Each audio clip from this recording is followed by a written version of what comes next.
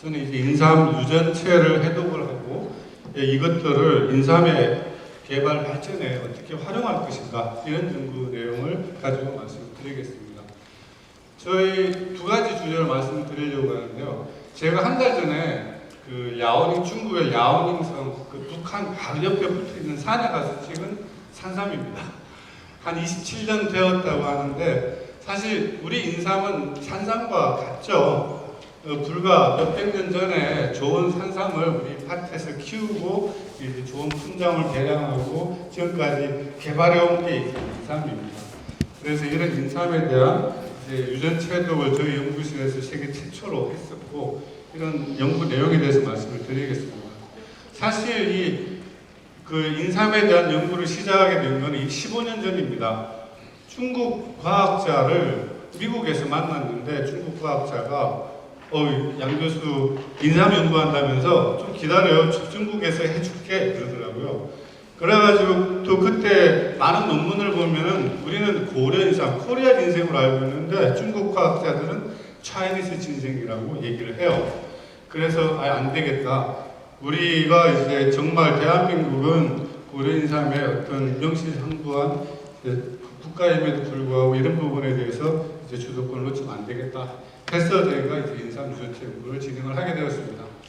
뭐 군수님께서 잘 설명을 하셨지만 인삼은 그야말로 망병통치라는 그 의미를 가지고 있는 그런 이제 식물이죠. 그래서 이제 굉장히 좋은 약효, 약용 식물 중에서도 전 세계에서도 가장 왕으로 잘 알려져 있습니다. 그렇지만 인삼 식물 자체를 연구하는 것은 너무나 어렵습니다.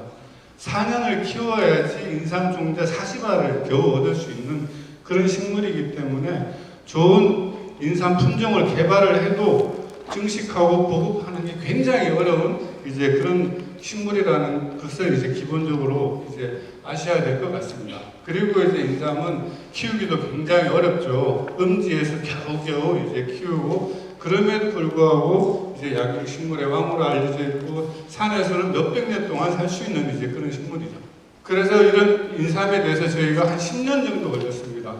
연구하기도 굉장히 어렵고 키우기도 물론 어렵지만 연구하기가 너무 어려워서 저희가 인삼 게놈을 해독하는데 한 10년 정도 소요되고 저희 많은 학생들 인삼만 가지고도 박사 학위가 저희 랩에서 한 6명 정도가 나왔습니다.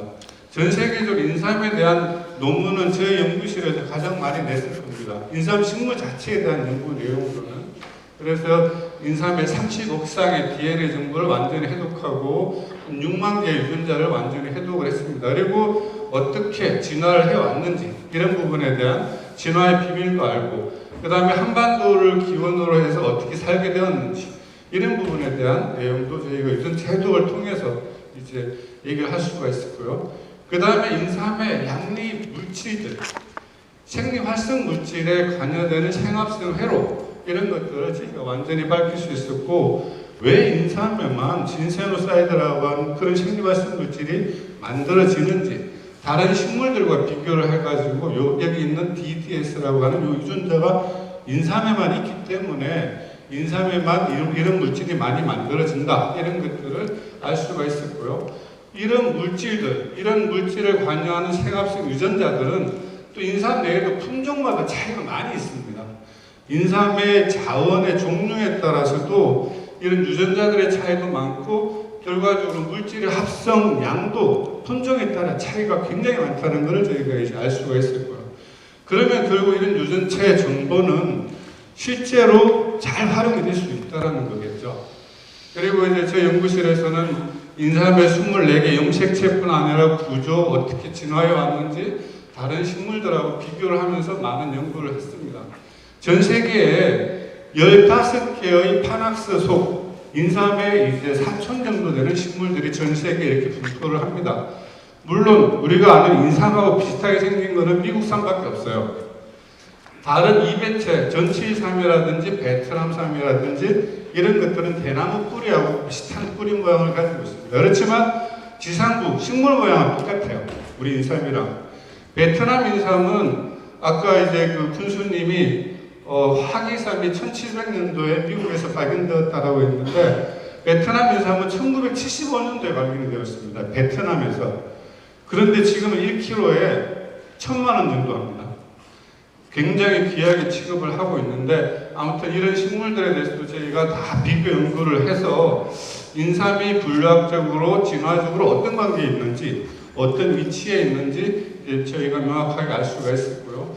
그리고 이제 우리 인삼과 비슷하게 미국 인삼은 24쌍, 48개의 유전 염색체를 가지고 있는 반면, 아까 말씀드린 죽제삼이라든지 베트남 인삼이라든지 전치삼 이런 것들은 12쌍의 염색체를 가지고 있고, 그리고 이것들하고 가장 비슷한 게 또 두릅나무입니다. 두릅, 땅두릅. 굉장히 틀린 식물임에도 불구하고 이렇게 유전체적으로 그리고 진화적으로 비슷하다는 것은 인삼이 이렇게 어렵게 자랐는데 두릅은 쑥쑥 잘 자라죠. 이런 유전체 정보를 잘 또 활용할 수 있지 않겠나, 이런 차원에서 저희 연구실에서는 베트남 인삼도 게놈을 해독하고 있고 두릅도 게놈을 해독을 해서 같이 연구에 활용하려고 연구를 진행을 하고 있습니다. 인삼하고 가장 가까운 게 오가피가 아닐까라고 생각을 하신 분은 한 80점 정도 되죠. 실제로는 두릅이 가깝고 오가피는 좀 더 약간 멀지만 그래도 가까운 그런 식물이라고 보시면 되겠고요. 종합적으로 저희가 인삼 게놈 연구를 통해서 알아낸 것은 가장 중요한 의미가 있을 것 같습니다. 지금으로부터 한 500만 년 전쯤에는 이 동북아시아 전역에 인삼의 이제 조상이 되는 식물이 고루 굉장히 넓게 분포를 했을 거라고 추정을 할 수가 있습니다. 왜냐하면은 베트남에까지 이런 인삼들이 지금도 살고 있기 때문에요. 그리고 이제 그때 미국으로 요 종이 하나가 넘어갔습니다. 그리고 빙하기가 올 때 굉장히 이 동북아시아 지금 완전 얼음으로 덮였죠. 이제 긴 겨울 동안 대부분의 이런 식물들은, 이배체 식물들은 얼어 죽었습니다. 멸종이 되었는데 그나마 이제 우리 인삼의 조상이 되는 식물은 두 종이 합쳐지면서 사배체가 되면서 이제 살 수 있게 되고, 이것들이 나중에는 또 미국으로 이주를 하면서 미국 삼이 되었습니다. 결과적으로 인삼은 200만 년 전쯤에 사배체가 되면서 이제 월동할 수 있는 능력을 가지게 되고, 이것들의 중심지는 아마 한반도가 아니었을까, 이런 이제 생각을 할 수 있는 그런 부분이고요. 그 다음에 이제 미국 인삼, 아까 전 세계 시장이 굉장히 넓혀지고 식물 작용은 없다라고 하지만 미국 인삼은 어찌됐든 우리 인삼이 같은 조상입니다. 그로부터 이제 넘어가서 미국에서 정착하게 되었고, 그 시기는 지금으로부터 100만 년 전쯤이라는 거죠. 그리고 이제 아까 말씀드린 이 베트남 삼이라든지 전치삼, 염색체가 한 쌍을 가진 이배체 식물 종들은 제대로 살 수가 없어요. 그래서 이런 더운 지역에서 살지만 고산 지역, 산 꼭대기로만 올라가서 이런 데서 이제 살고 있는 아주 기구한 멸종해가는 그런 이제 운명의 식물을 가지고 있는 그런 이제 식물이다라는 걸 이제 저희가 알 수가 있습니다. 그리고 이제 저희 실험실에서는 인삼 한 개의 유전체 해독만 가지고는 인삼 전체를 알 수가 없겠다 생각을 해서 인삼에 대해서 좀 여러 개의 다양한 인삼들에 대한 게놈을 완전히 해독하는 그런 이제 연구를 시작을 했습니다. 그래서 여기에는 청풍도 있고 연풍도 있고 고풍도 있고 금풍도 있고, 그 다음에 금산에서 만들어진 금선도 있습니다. 이런 품종들을 다 완전히 해독을 해서 이렇게 쑥쑥 잘 자라게 하는 유전자가 하나를 해독했을 때는 잃어버릴 수 있는데, 이런 것들을 찾아내는 숨은 유전자를 다 찾아내는 그런 연구를 이제 중국이랑 이제 공동 연구로 큰 규모로 진행을 하고 있습니다. 그러면 유전체 정보가 어떻게 활용될까? 실제로 현장에 어떻게 적용이 될까? 이 부분에 대한 내용을 좀 말씀을 드리겠습니다. 식물의 유전체는 정말 굉장히 다양합니다. 전 세계에 약 30만 종의 식물이 있는데, 한 식물 종 내에도, 이거는 메이즈, 옥수수 한 종이죠. 종 내에도 이렇게 모양이 다양합니다. 근데 모양 다양한 걸 넘어서 실제로 유전체의 정도 다양성을 들어가서 보면은 사람과 침팬지의 차이보다도 이 옥수수의 재래종 품종 간의 차이가 더 크다라는 거죠. 그러면은 이 옥수수에 대한 연구만 해도 무궁무진하게 할 게 많다라는 겁니다. 그러면 이제 이런 것들에 대한 인삼에 대한 연구는 얼마나 우리가 진행이 되었는지 이런 부분도 생각해 볼 수 있는데요. 그리고 이제 이를테면은 고추, 여기에서 계속 자가 수정을 시키면은 얘가 나옵니다. 그리고 얘도 자가 수정을 계속 시키면 얘가 나오는데 이 둘 간에 교잡하면은 이런 게 나오죠. 우리는 식탁에서 맨날 이런 것만 먹고 있습니다. 여기에서 종자가 균이라는데 이 종자를 심으면 어떻게 될까요? 얘가 나올까요? 완전히 뒤죽박죽 정말 다양한 이런 게 나오는 거거든요. 그러니까 우리가 인삼에 재래종 품종을 심었을 때 굉장히 다양하게 나올 수밖에 없다는 그런 것들을 이제 생각을 해야 될 것 같습니다. 왜 생뚱맞게 감자가 나올까?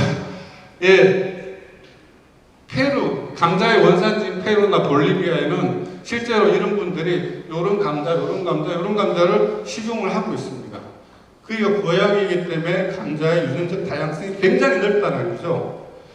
우리 인삼은 어떨까요? 우리 인삼 밭에서 너무 잘 자라고 전 세계에서 유일하게 6년 동안 재배할 수 있고 이제 밭에서 수확할 때 보면 굉장히 균일한 것 같지만 여기만 봐도 모양과 크기가 각각 틀리다는 걸 알 수가 있습니다.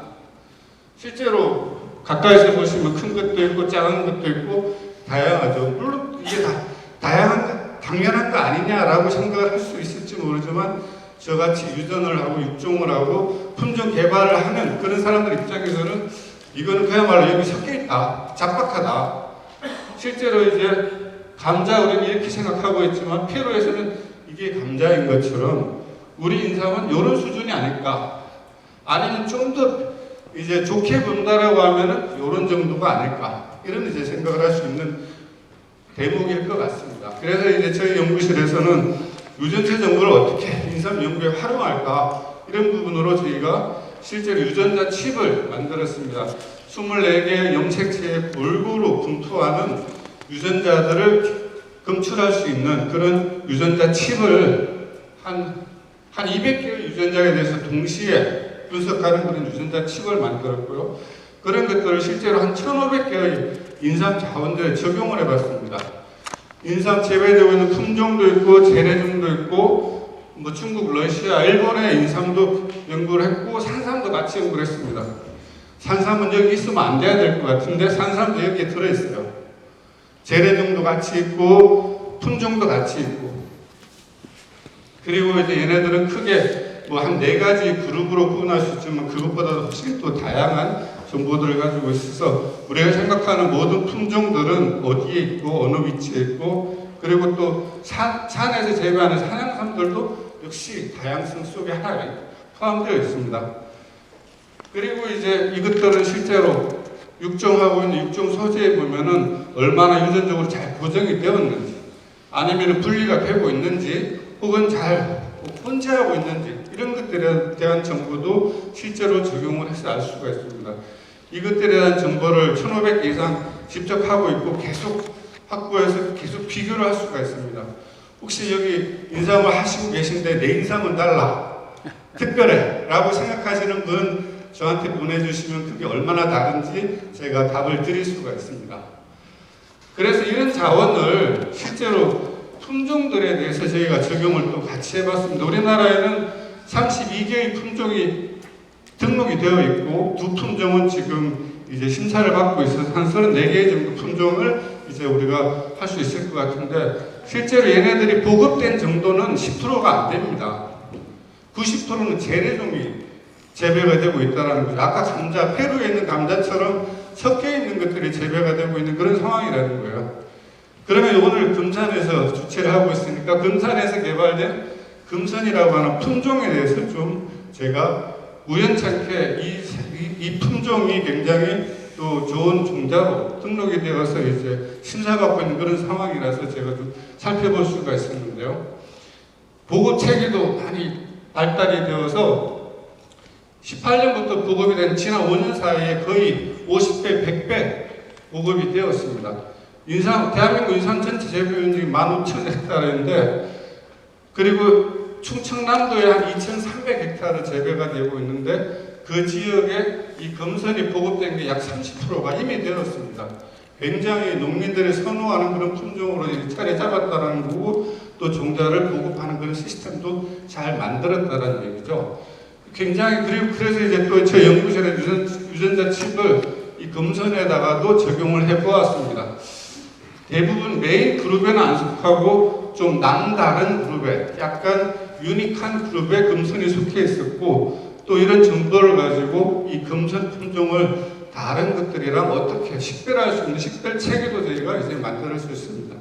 이 유전자 마크 한두 개만 적용을 해도 이게 진짜 금선이다 아니다 또 개발에 보급하는 과정에서도 쉽게 활용할 수 있고 그 다음에 이제 또 금선이 유전적으로도 완전히 100%잘 고정이 되었다 이런 것들도 알 수 있어서 꽤 좋은 우수한 품종이라고 이제 판단을 했습니다.